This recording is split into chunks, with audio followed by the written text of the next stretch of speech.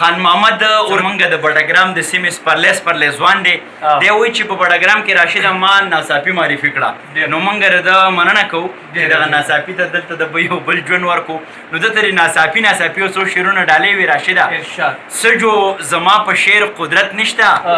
سجو زما په شعر قدرت نشته او څه ستا تنقید کې صداقت نشته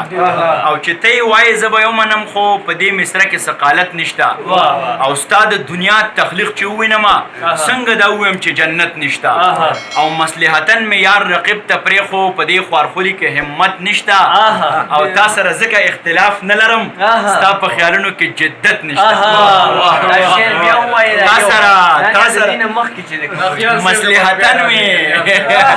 مصلحتاً مې یار رقیب ته پرېښو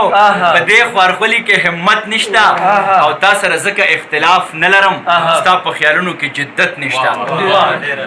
راشد یو څو شعرونه ووایه زه به یو څو شعرونه ډالۍ کړم د دغه به ډالۍ کړم چې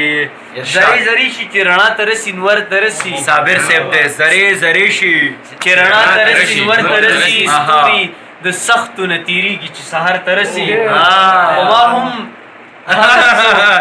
زری زری شي چې رڼا ته رسي نور ته رسي ستوري د سختو نه تېرېږي چې سهار ته رسي وما هم هغه څوک د کفر ګواهي ورکوي څوک چې زما په زور محراب ته ځي منبر ته رسي د پیریانو ښاپېرۍ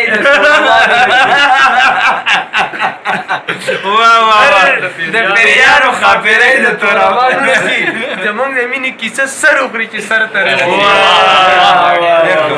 ډېره مننه کوم زه به فرافغان صاحب ته او راشد صاحب ته هم ووایم چې زه به ستا رضا کوم خو یې افسر غلی غلی زه به ستا رضا کوم خو یې افسر غلی غلی په سر سترګو د منم خو یې افسر غلی غلی واه او اشارې لورایه مه کړه خیال کوه چې رقیبان دي راشده اشارې لورایه مه کړه خیال کوه چې رقیبان دي خامخا به زه درځم غلی غلی واه واه ډېره مننه